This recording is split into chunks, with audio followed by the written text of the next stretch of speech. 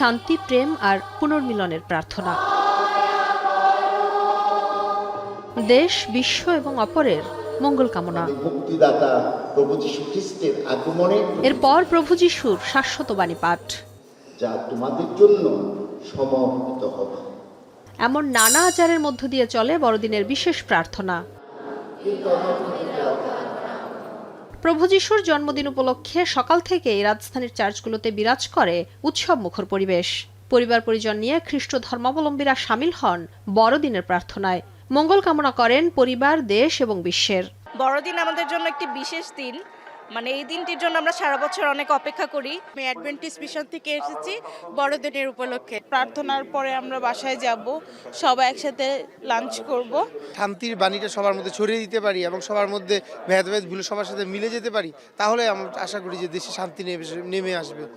বড়দের পাশাপাশি ছোটরাও সকাল থেকেই অংশ নেয় বড়দিনের প্রার্থনায়। Merry Christmas everyone. ঢাকায় বেড়াতে এসেছে, চার্চে আমরা আসলাম। হ্যাপি ক্রিসমাস টু অল আর হ্যাপি নিউ ইয়ার।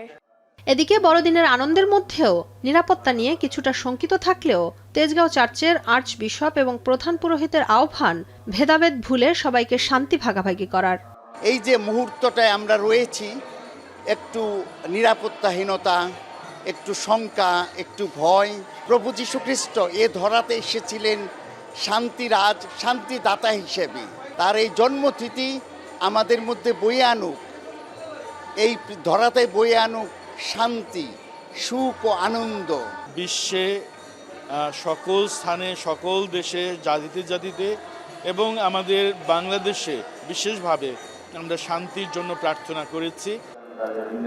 মানবজাতির মুক্তির জন্য প্রায় 2024 বছর আগে জেরুজালেমের বেথেলহেম শহরের এক গোয়ালঘরে জন্ম হয়েছিল যিশুর। তার জন্মতিথি সারা বিশ্বে বড়দিন হিসেবে উদযাপিত হয়। অপরের কল্যাণে বাঁচার মন্ত্র ছড়িয়ে দিতেই পৃথিবীতে এসেছিলেন ঈশ্বরপুত্র যিশু।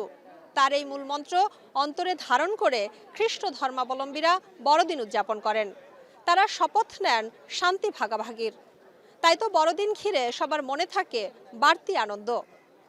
সকলকে বড়দিনের শুভেচ্ছা জানিয়ে শম্পা বিশ্বাস, এখন, ঢাকা।